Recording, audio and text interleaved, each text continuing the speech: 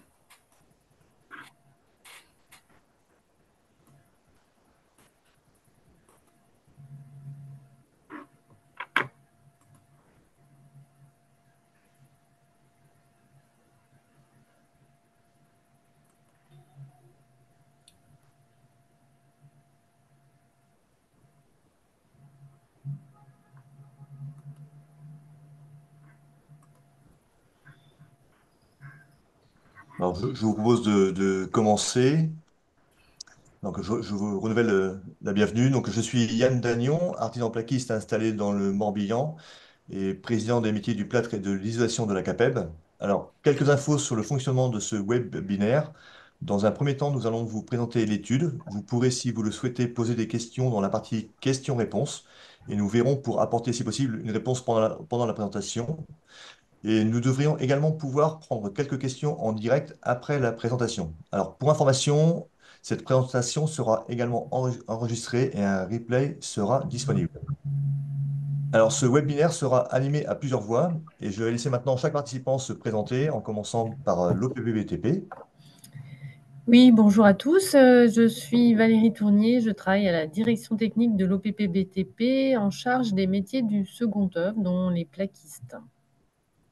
Bonjour, je suis Pascal Girardot, ergonome à la direction technique de l'OPPBTP également, où je m'occupe de l'équipe qui est en charge de la prévention de l'usure professionnelle. Bonjour à tous, donc Pauline Guano, responsable technique de l'IRIS ST. Bonjour à tous, Tatiana Ouattara, chargée de mission à l'IRIS ST. Merci. Donc, alors, bienvenue dans ce webinaire relatif à l'étude sur les conditions de travail des plaquistes réalisé par la CAPEB, IRIS-ST et l'OPPBTP. Alors, cette étude porte sur la mise en œuvre de plaques de plâtre en travaux de rénovation, en cloison et en plafond. L'objectif de cette intervention est de faire connaître aux entreprises les solutions évaluées dans le cadre de cette étude en vue d'améliorer les conditions d'intervention sur les chantiers de mise en œuvre de plaques de plâtre. Il était important que nos conditions de travail soient scrutées. Nous sommes amenés à faire des carrières longues et c'est tous les jours que l'on doit se préserver pour tout simplement rester en bonne santé. Alors je laisse maintenant la parole à Tatiana qui va vous présenter le sommaire et bon webinaire à tous. Donc, on va commencer le webinaire par un cadrage de l'étude pour vous rappeler le contexte et les objectifs. Ensuite, on va vous présenter les résultats des observations qui ont été faites sur différents chantiers de rénovation, ainsi que les pratiques qui ont été identifiées. Et enfin, on va terminer avec une partie sur les solutions. On va vous présenter donc, des équipements et les solutions donc, proposées par les industriels. Donc, pour vous resituer le contexte de l'étude, donc ça fait plusieurs années que les modes de construction évoluent avec des matériaux de plus en plus grands et de plus en plus lourds, donc, ce qui entraîne des sollicitations physiques assez importantes. Donc, ça va être le cas pour les plaques de plâtre, dont le poids varie entre 30 et 60 kilos, et leur manipulation nécessite finalement d'être souvent à plusieurs ou d'utiliser des outils d'aide à la manutention lorsque l'accessibilité du chantier le permet, bien évidemment. Et donc, la CAPEB et ses élus ont porté le sujet et ont sollicité l'OPP-BTP pour améliorer les conditions de travail et identifier donc des solutions adaptées, en particulier pour les outils d'aide à la pose sous rampant et au niveau des plafonds.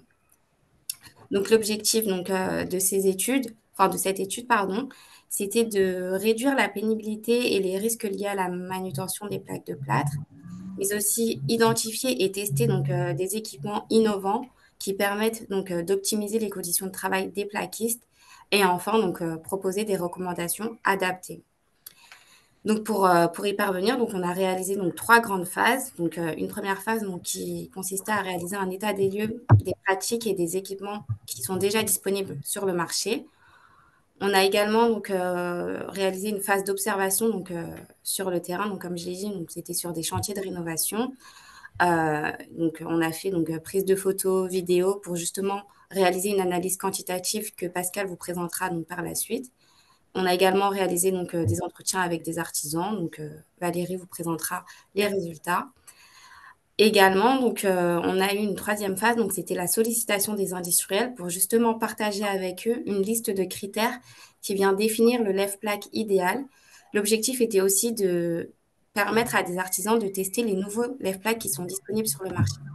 Donc je vais maintenant laisser la main à Pascal pour qu'il vous présente donc la phase sur l'observation chantier. Merci Tatiana. Donc je vais vous présenter quelques éléments issus des observations et puis qui nous ont guidés du coup dans la suite de l'étude. Alors, 3 chantiers de rénovation ont fait l'objet d'observations détaillées de l'activité de pose de plaques de plâtre, un avec de la pose de cloisons, un autre avec des plaques verticales et des plafonds modulaires, et puis un troisième avec de la pose sur plafond et rampant. Donc, on s'arrêtera plus particulièrement peut-être sur ce dernier-là, mais les trois nous ont guidés dans la réflexion. Donc, ça nous a permis tout ça de caractériser finalement les difficultés qui sont rencontrées par les compagnons, souvent liées à des particularités du site qui est en rénovation, ainsi que les contraintes physiques aussi, en rapport avec chacune des étapes de l'activité. On a analysé notamment les phases d'approvisionnement, de la pose d'ossature et puis de la pose de plaques de plâtre.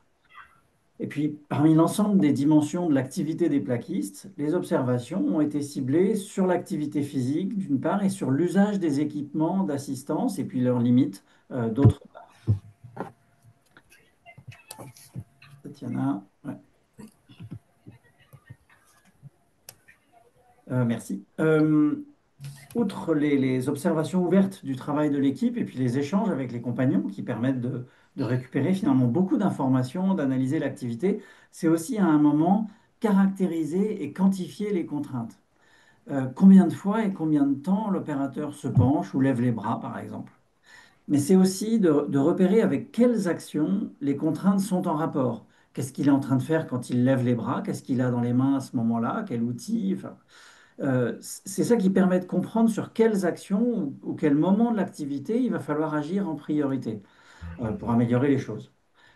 Alors, le graphique que vous voyez, rassurez-vous, n'est pas fait pour être lisible, c'est juste pour illustrer ce que je viens de dire et la manière dont on travaille. Et on pourra retrouver, là, dans le cadre bleu, par exemple, qui recouvre l'ensemble de la pose d'une plaque, ce qui se passe quand le compagnon suivi pose une plaque depuis sa prise sur le stock, sa préparation jusqu'à la dernière vis posée. Et puis, on va regarder pour chacune des actions. Quelles sont ses postures, en particulier du dos et des épaules, quelle est l'intensité de ses efforts, les outils qu'il utilise, les appuis qu'il prend, etc., pendant ce temps de pose de chacune des plaques. En exemple concret, l'analyse nous montre, non, on peut rester dessus, Tatiana. Euh, en exemple concret, l'analyse nous montre des postures qui sont les bras au-dessus des épaules, répétées, donc des postures répétées tout au long de l'activité, et très majoritairement de courte durée, donc de moins de 10 secondes, et le plus souvent associées à des efforts. Et sur l'ensemble de l'activité, un quart du temps passé en flexion du tronc, avec des amplitudes de plus de 30 degrés, l'amplitude qu'on considère comme étant le début de la contrainte en flexion du dos, et sur des postures là, de courte durée, donc inférieures à 10 secondes, c'est-à-dire qu'ils ne restent pas dans cette position fléchie de manière importante très longtemps.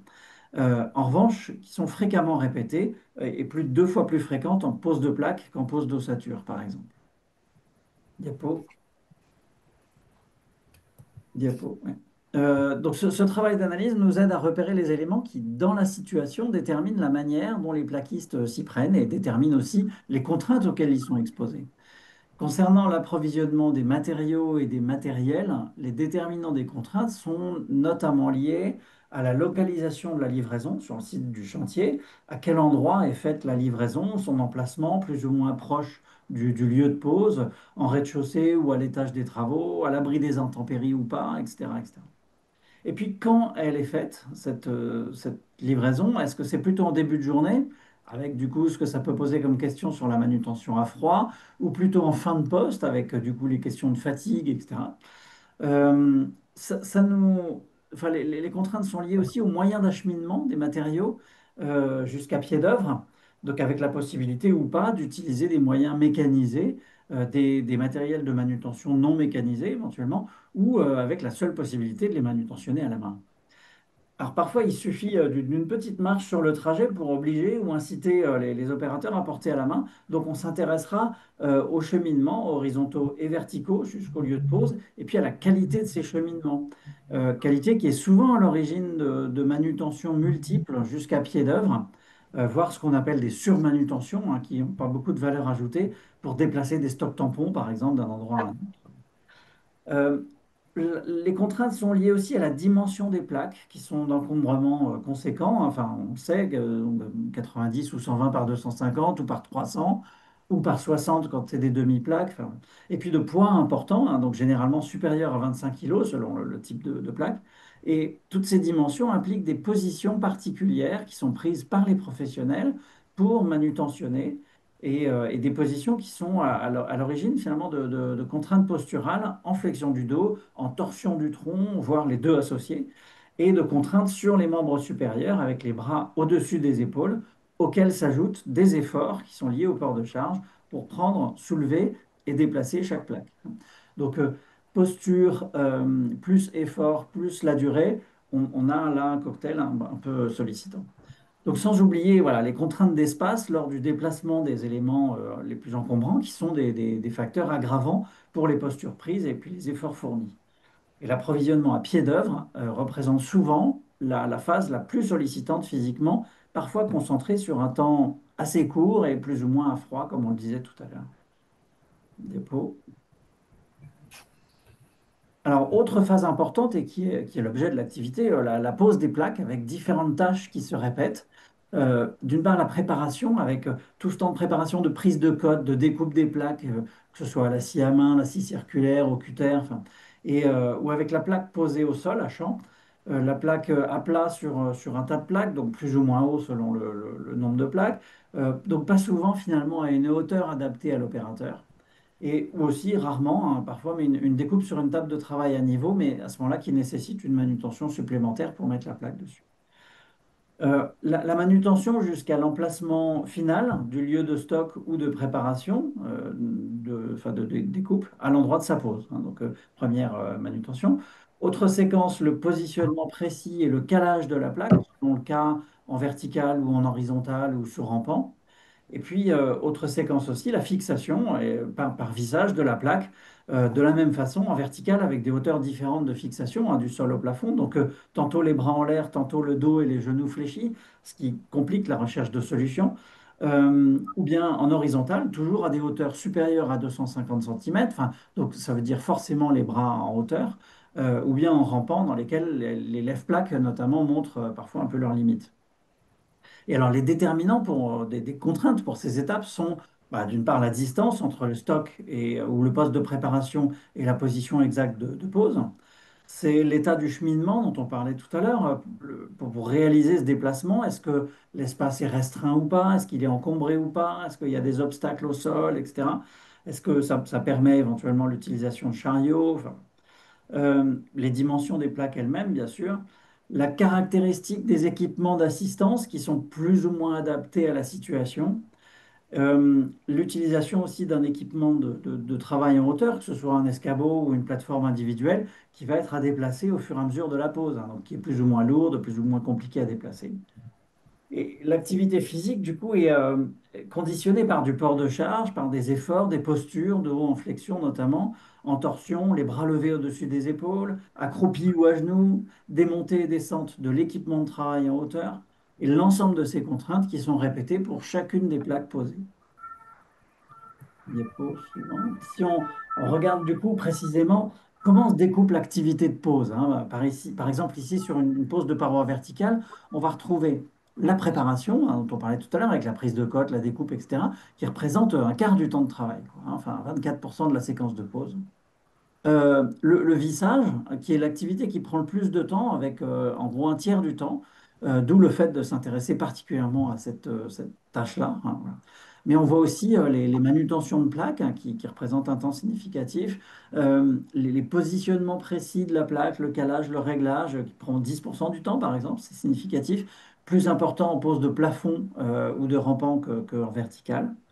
Et puis les montées, descentes et déplacements de l'escabeau, hein, qui reprend un temps, mais surtout un cumul d'efforts réguliers.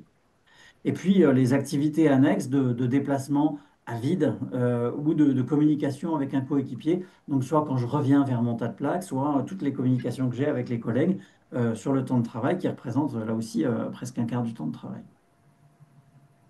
Diapo suivante.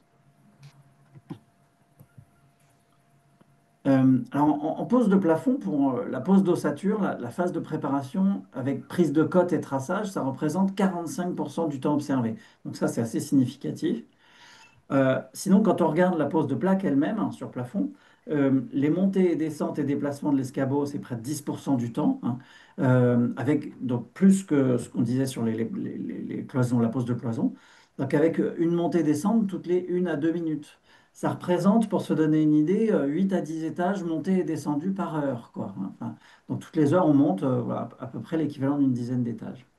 Donc les postures bras en hauteur qui sont fréquentes, répétées, avec 1 à 2 gestes d'élévation des bras par minute, par exemple, plus ou moins prolongés dans la posture, et pour près de 30% du temps avec les bras au-dessus du cœur, hein. Alors on parle de la position bras au-dessus du cœur, d'une part pour évoquer une amplitude sollicitante, puisque ça veut dire qu'on va lever les bras assez haut, donc sollicitation de l'épaule, mais aussi des impacts cardiovasculaires que la posture peut avoir, surtout lorsqu'elle se prolonge. Diapo suivante. Et puis pour terminer sur ces contraintes, un point concernant les efforts. Donc en pose d'ossature, le graphique de gauche, on a des efforts qui sont modérés à forts, voire très forts, hein, donc les deux colonnes de droite, qui sont observés sur les 2 tiers du temps. Et 17% en efforts forts et très forts, hein, ce qui est beaucoup et on ne s'attendait pas tellement à cette proportion-là du temps. En pose de plaque, enfin beaucoup pour la pose d'ossature, on n'avait pas ça en tête.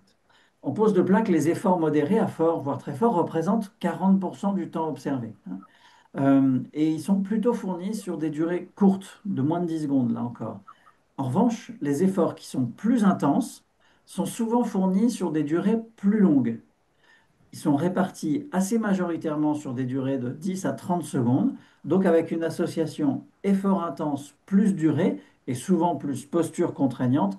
Là aussi, on est dans quelque chose qui est vraiment sollicitant. Et puis, donc si tu peux cliquer, Tatiana, voilà, les mesures de fréquence cardiaque en continu sur l'activité montrent que les pics les plus élevés, et donc tous les pics qu'on voit sur le graphique, là c'est la courbe en fait de la fréquence cardiaque sur le temps.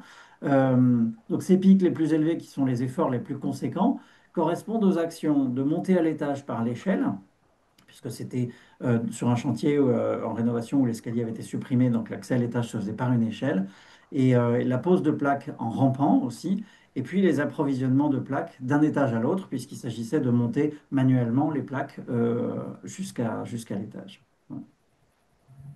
Alors je vais laisser la parole à Valérie pour parler un peu de l'enquête menée sur les pratiques. Oui, alors merci Pascal. Du coup, fort de ces observations, on a essayé de collecter des informations plus précises concernant les. On avait vu trois chantiers concernant plus globalement les entreprises, comment elles réalisaient leurs chantiers, quelles étaient leurs pratiques. Du coup, on a effectué une enquête auprès des entreprises avec pour objectif de réaliser un état des lieux des dispositifs d'assistance physique qu'elles utilisent et d'identifier les conditions d'usage de ces dispositifs dans l'activité. Alors, l'enquête a particulièrement concerné les exosquelettes, donc quel était l'état d'utilisation des exosquelettes par les entreprises qui mettaient en œuvre la plaque de plâtre, le lève-plaque, et puis d'autres aides à la manutention, et ça à l'envie, enfin, c'est-à-dire que les répondants nous ont dit qu'est-ce qu'ils pouvaient utiliser d'autre comme matériel d'aide à la manutention des plaques. Donc, on a eu 180 répondants. Et suite à cette enquête, on a précisé, on a réalisé des entretiens téléphoniques en vue de préciser les informations collectées. Donc, ces entretiens, ils ont concerné d'une part la rallonge sur visseuse, et puis auprès de 6 entreprises, et d'autre part le lève-plaque auprès de 7 entreprises. Alors, qu'est-ce qu'on a posé comme question au niveau de ces entretiens un peu plus poussés? Pour la rallonge sur visseuse, on s'est intéressé aux conditions d'usage, donc le type de chantier, les motivations à utiliser a priori une rallonge sur le chantier, alors soit le gain de temps, soit l'amélioration des conditions de réalisation du travail. Et puis, on a demandé aux entreprises comment elles évaluaient l'accessoire de rallonge qu'elles pouvaient ajouter à la visseuse, donc en matière de poids, de maniabilité, de montage, facilité, et puis aussi par l'apport qu'elle amenait au niveau du travail en termes d'amélioration ou de gain de temps. Ensuite, au niveau du lève-plaque, on les a plus particulièrement interrogées sur la façon dont elles organisaient leur chantier, le travail autour de l'utilisation de cet équipement, donc ces conditions d'utilisation, et notamment pour quelle typologie de chantier, donc pose de plaque en verticale, en horizontale ou en rampant. Et puis, on a aussi fait un focus sur l'équipement en lui-même, sa maniabilité, son encombrement, et ses points forts et ses points faibles par rapport à ça. Et puis, en dernier lieu, on les a interrogés sur l'approvisionnement des chantiers, et du coup, la façon dont elles acheminaient les plaques sur le lieu, à pied d'œuvre, dont la manutention et puis ses conditions de réalisation. Et on a également fait un état sur quelles étaient, dans les entreprises qu'on a interrogées, lesquelles avaient pu utiliser sur des chantiers des plaques allégées, puisque maintenant, il existe, les industriels fabricants de plaques de plâtre ont sorti, on le verra plus tard, Pauline nous en parlera, des plaques qui sont plus légères. Voilà, donc en matière de résultats, 23% des répondants par rapport à la rallonge peuvent utiliser une rallonge sur leur chantier. Et pour ces entreprises, elles améliorent les conditions de réalisation du travail pour une très grande majorité des répondants. Et elle est utilisée principalement sur des chantiers de taille significative. Donc, une entreprise n'utilisera pas une rallonge sur visseuse pour poser 3 plaques. Il faut quand même un nombre significatif de plaques. Elle est considérée très maniable, facile d'utilisation. Elle permet de gagner du temps. On l'a vu, d'améliorer les conditions de travail et notamment les postures, diminuer les postures bras en hauteur et limiter les montées-descentes de l'escabeau, du matériel plus généralement de travail en hauteur, puisqu'il permet de travailler depuis le sol. Alors, une limite principale, c'est l'utilisation de vis en bande, qui sont un peu plus chères. Pour la suite, s'il te plaît, Tatiana. En matière de lève-plaque, 94% des entreprises qu'on a interrogées utilisent un lève-plaque, principalement pour les travaux en plafond ou rampant. Au niveau de la pose en verticale, ça reste quand même assez limité et seuls 8% des entreprises nous ont indiqué l'utiliser sur certains chantiers. Alors, lorsque le lève-plaque est utilisé, les principales difficultés sont liées à son encombrement, avec près de 60% des entreprises répondantes qui considèrent qu'il y a des difficultés à l'utiliser sur cet aspect-là. Et notamment les passages de porte les circulations, les petites pièces type salle de bain, WC. Et le critère de difficulté soulevé par les entreprises, c'est sa maniabilité, avec près de 30% qui déclarent rencontrer des difficultés dans son déplacement, le déplacement de ce matériel, et notamment parce que généralement sur un chantier, il y a toujours quelques obstacles au sol, des câbles, des gaines, et du coup, ça engendre des difficultés à pouvoir le positionner là où on veut, quand on veut. Près de 80% des répondants utilisant le lève-plaque, les premiers critères de gain à l'utilisation sont la limitation du port de charge, puisque du coup, le poids de la plaque est repris par l'équipement, est totalement porté par l'équipement. Et aussi, un gros avantage, c'est la possibilité de travailler seul, puisque le lève-plaque porte la plaque, et puis du coup, le professionnel, lui, peut la fixer sans avoir à la porter en même temps. Vient ensuite le gain de temps. Près de 50% des répondants indiquent gagner du temps quand il peut être utilisé dans de bonnes conditions. Et là, je vais laisser la parole à Pauline. Excusez-moi si je ne me trompe pas. Alors, Les solutions. suite du coup à l'ensemble de ces éléments et de ces observations, on a constaté en fait, qu'il était nécessaire d'améliorer les matériels existants et de multiplier leur usage auprès des entreprises. Donc pour cela, on a sollicité les industriels, plus particulièrement les fabricants de lève-plaques, afin de leur présenter donc l'ensemble des résultats de l'étude avec les observations, les enquêtes, et ainsi qu'un cahier des charges on va dire, du lève-plaque idéal, puisque nous avons travaillé sur ce cahier des charges suite au retour des entreprises sur le cahier, enfin, sur le lève-plaque idéal, et ce qui a permis aux industriels, on va dire, de se positionner, de nous dire, par exemple, leur dernier modèle de lève-plaque, lesquels correspondaient, enfin voilà, et d'ajuster les éléments. Suite à ça, en fait, les fabricants se sont positionnés en fonction de leur actualité et de leur projet R&D. Et donc, nous avons eu pour cette étude Thaliaplast et Mondelin qui ont participé au projet avec les prêts de lève-plaque, enfin leur dernière génération de lève-plaque. En parallèle des équipementiers, on a informé les fabricants de plaques, puisque ça a été évoqué, les plaques allégées ont commencé à faire leur apparition. Donc là, on a pu tester au moment de l'étude les plaques de chez Knauf et de chez Placo, à savoir que Signat, on les a tenus aussi informés de l'étude et leur plaque est sortie là plus récemment, donc ils sont venus dans un second temps, on va dire, de l'étude. Donc au niveau des solutions, la slide suivante, Tatiana, merci. Donc au niveau des lève-plaques, ce qu'on peut constater, on va dire, c'est des points communs à l'ensemble des lève-plaques, quel que soit, on va dire, le fabricant.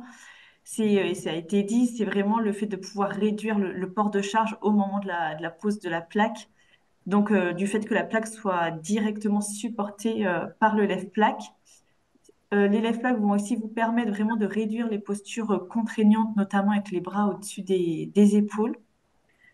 Ils vont vous permettre aussi de travailler au sol en réduisant donc ces fameuses montées-descentes d'escabeaux qui a été évoquées dans la slide de Pascal, voire de les supprimer si vous coupez le travail avec du coup une visseuse sur rallonge.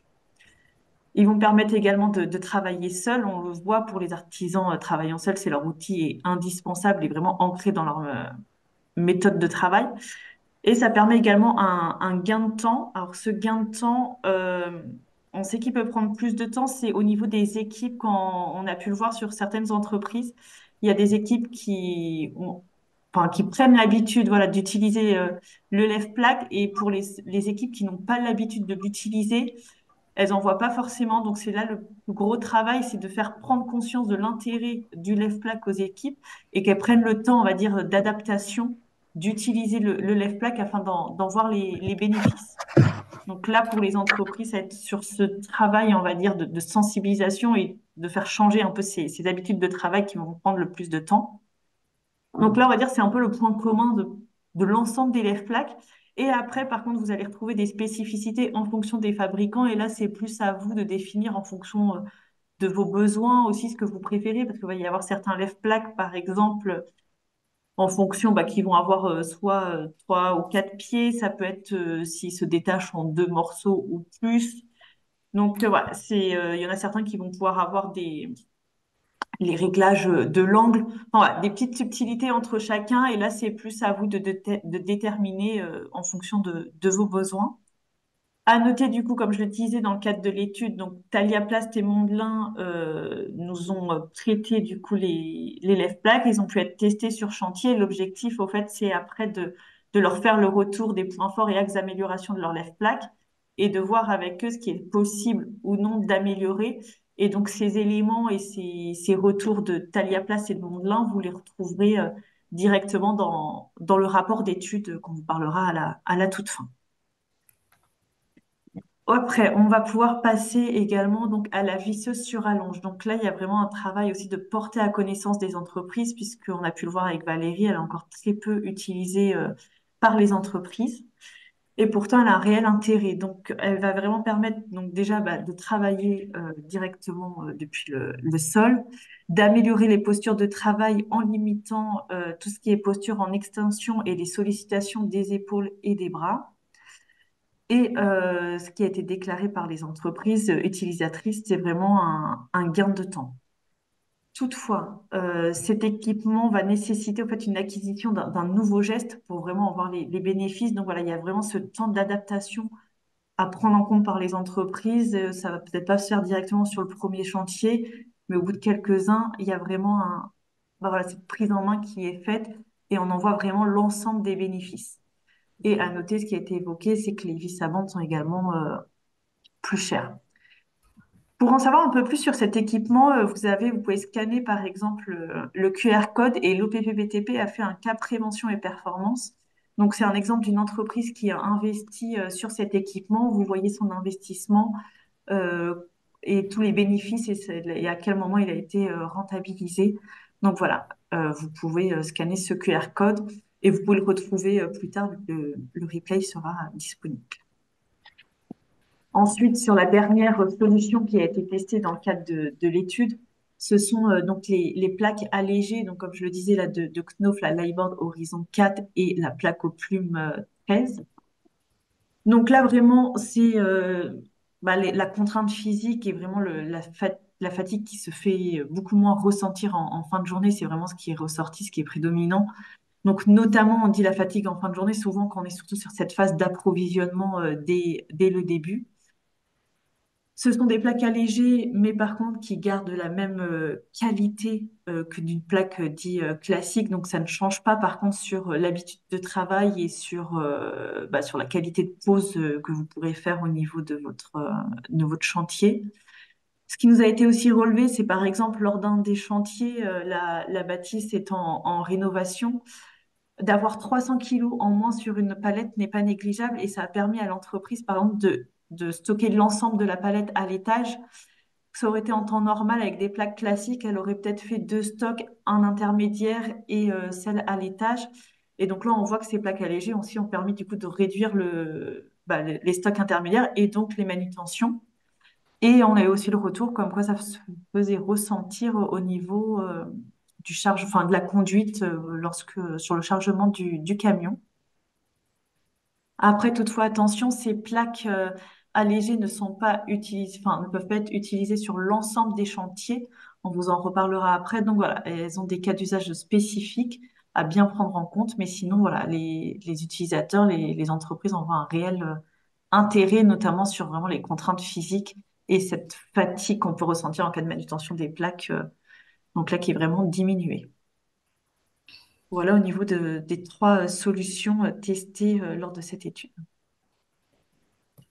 Présenter donc les lèvres plaques Multiplus V2 de Thalia et le lèvre panneau de Mondelin. Donc ce sont 2 équipements qui permettent la pose donc en plafond et en rampant et aussi la pose à la verticale. Et ce sont 2 équipements qui ont été conçus par des entreprises françaises. Donc le Multiplus V2 de Thalia, donc il pèse 47 kg. Et tout assemblé, il pèse 52 kg. Il permet donc de soulever 70 kg, jusqu'à 70 kg. Et pour les hauteurs, donc pour par exemple la phase rampant, il peut aller jusqu'à 5,50 m. Donc sa base, elle est composée de 4 roulettes, dont 2 avec frein. Et donc, étant donné qu'il est enfin que l'assemblage se fait avec 2 éléments principaux, il est plus facile d'assemblage. Pauline, si tu peux tourner la slide. Donc, concernant donc, le lève-panneau de Mondelin, donc lui pèse 52 kg tout assemblé. Et donc, pour la pose sous rampant, il peut aller jusqu'à 3,50 m. Sa base est composée donc, de 3 pieds, donc, ce qui permet donc, de passer plus facilement les portes. Donc, tu peux changer la slide, s'il te plaît. Encore, merci. Donc, concernant donc, la rallonge sur visseuse, donc, je vais vous présenter la solution Ilchi. Donc, elle est composée de 3 éléments. Donc, vous avez la visseuse, la rallonge et le chargeur. Donc, par exemple, donc, pour le chargeur, il peut être utilisé donc, avec la rallonge, donc, ce qui permet donc, d'éviter tout l'aspect d'avoir les bras en hauteur, mais aussi donc, de faire des montées et descentes avec des escabeaux, comme l'a dit Pascal lors de son analyse quantitative. Et donc, cette solution vous permettra aussi d'avoir un gain de productivité et de confort. Donc, tu peux changer de slide. Donc, je vais laisser la place à Yann qui va vous présenter donc, la partie sur les plaques allégées. Merci Tatiana. Donc pour les plaques allégées, ça a été évoqué tout à l'heure. Alors du coup, tu peux passer à la suivante. On va commencer par la première, c'est Knauf. Le point commun, on a trois industriels qui aujourd'hui mettent sur le marché des plaques allégées. Comme le disait Pauline, la qualité permet de satisfaire aux exigences chantier. Il y a juste des points de vigilance, c'est que chaque industriel en fait a déposé un avis technique expérimental. Et le domaine d'emploi n'est pas le même pour les trois plaques. Donc, ce qui veut dire qu'il faut être très vigilant par rapport à vos collaborateurs pour qu'ils utilisent la plaque au bon endroit. Si on commence par la première qui a été mise sur le marché par Knauf, la Lightboard Horizon 4, par exemple, vous voyez qu'elle est prévue uniquement pour les habitations, les bâtiments d'habitation en première famille et que vous ne pouvez l'employer uniquement que pour les plafonds en neuf et en rénovation. Donc là, pareil, pour les trois marques, vous avez un QR code est en bas et donc vous pouvez télécharger les caractéristiques. Le deuxième industriel à avoir développé une plaque, c'est Placo avec la plaque au plume 13. Donc celle-ci, toujours en maison individuelle et partie privative des logements collectifs. Et donc la différence, c'est qu'elle peut être employée en plafond, en rampant, en cloison distributive et en mur. Mais alors, pareil, pour les murs, c'est uniquement sur des ossatures rail montant. Pour l'instant, alors vous pouvez le faire en fourrure, mais c'est pas avec le schéma habituel Entraxe de 60. Il faut resserrer les entraxes, il faut également ajouter une ligne d'appui intermédiaire. Donc tout ça, c'est des informations qu'il faut passer aux collaborateurs. Nous, on l'utilise dans l'entreprise et malgré les informations, je me suis rendu compte sur un chantier que il y a un montage qui a été fait qui ne correspondait pas, en tout cas, à la vie technique. Donc même si on sait par expérience que ça peut fonctionner, on peut avoir des problèmes en termes de couverture de décennale si on ne la met pas au bon endroit. Et puis, donc, la dernière plaque qui est arrivée sur le marché, c'est celle de Signat, donc toujours en maison individuelle, partie privative des logements collectifs et bureaux. Et puis, même domaine d'emploi, c'est donc distributive, plafond suspendu, contrecloison vissée, et là, cette fois-ci, sur fourrure et sur montant. Mais toujours pareil, vous avez un QR code, il faut vraiment prendre le temps de lire l'avis technique expérimental pour être sûr que vous allez utiliser cette plaque au bon endroit. Alors après, cette étude, on l'a présentée en premier à des apprentis au mois d'avril à Vannes et on a pu faire des tests de poids en fait. On avait réparti les différentes plaques. On est passé d'abord d'une plaque standard et ensuite on a levé les autres plaques un à un et 4,5 kg, 6 kg en moins, ça ne parle pas forcément. Quand vous prenez une plaque et que vous prenez une plaque allégée derrière, la différence, elle est fondamentale. Et moi, aujourd'hui, par exemple, dans mon entreprise, mes collaborateurs, ils ne veulent que des plaques comme ça dès l'instant où c'est employable. C'est assez bluffant. C'est pas toujours facile d'avoir l'adhésion sur des nouveautés. Sur les plaques allégées, ils ont tout de suite pris le pas. Voilà. Et donc, alors on arrive au terme de cette présentation et je repasse la main à Pauline pour la conclusion. Oui. Merci Yann. Donc, pour conclure, donc au niveau de cette étude, vous avez un rapport complet que vous pouvez télécharger sur le site de l'OPPBTP. On vous a mis un QR code et en page du coup 35, vous avez un peu le focus sur la visseuse à rallonge et à partir de la page 38, vous avez le point sur le lève-plaque avec le cahier des charges un peu idéal auquel nous avions pensé, les retours des industriels, comme je vous l'ai évoqué, avec du coup les points forts, les améliorations et les retours de Thalia Place et de Mondelin sur leur évolution concernant les lève-plaques. Pardon.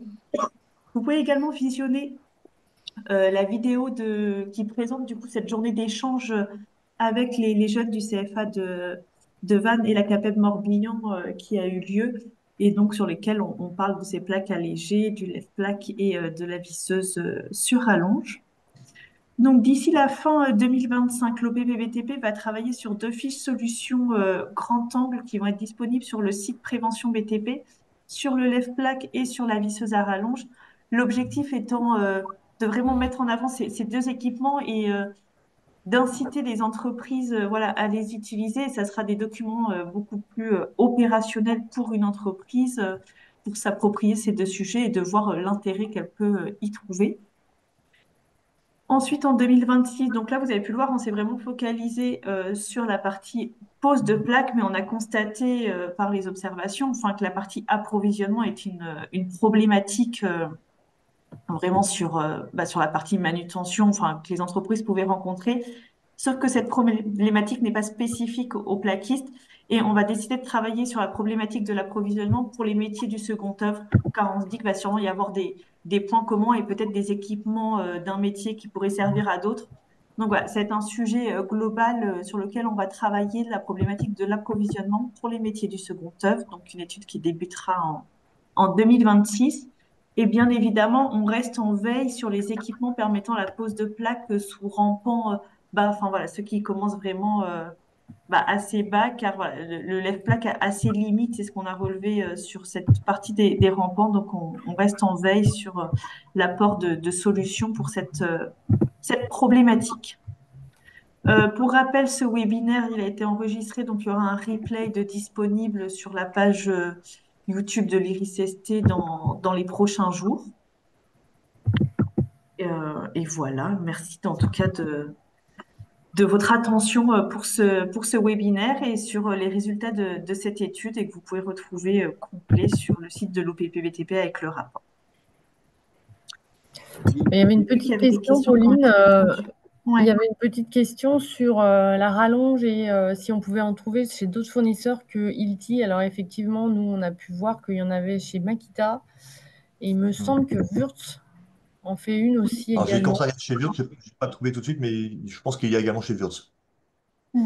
Voilà.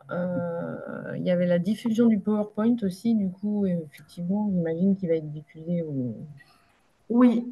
Alors, vu qu'on a les adresses, si je ne me trompe pas, on a récupéré les adresses mail, donc on pourra vous informer lorsque le replay sera disponible et pour la personne qui souhaite la présentation. Donc, ça sera une présentation, par contre, sous un format PDF pour pas qu'elle soit modifiable. Et Pas de souci. j'encourage tous les présidents de métiers, de départements à utiliser cette présentation pour animer les réunions avec les adhérents de leur département. C'est un sujet qui peut faire venir du monde, effectivement. Alors, il y a aussi une petite question sur l'entretien et les VGP. Alors, il n'y a pas d'exigence, enfin, c'est pas des... L'EFPLAC et la rallonge ne sont pas des équipements mécanisés. Il n'y a pas d'exigence en termes de vérification générale périodique. Par contre, effectivement, comme tout matériel, nécessite un entretien minimal et une vérification de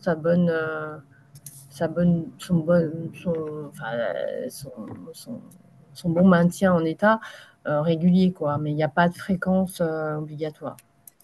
Ce qu'on est amené à remplacer régulièrement, souvent sur les lève-plaques, ce sont les câbles de levage. Et alors, les notices des fabricants indiquent quelques informations et les points de contrôle. Oui, effectivement, c'est tous les mécanismes de montée-descente qu'il faut quand même vérifier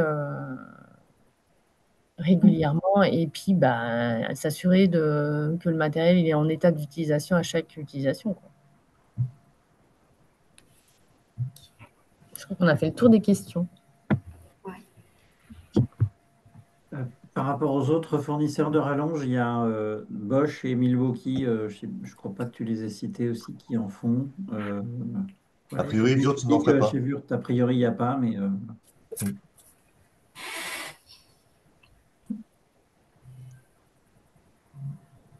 Ok. Ben, c'est ça. Si on a fait le tour, on va pouvoir clôturer ce webinaire en vous souhaitant une bonne journée à tous. Puis merci de votre attention. Merci à tous. Oui. Une bonne journée, merci à tous, oui.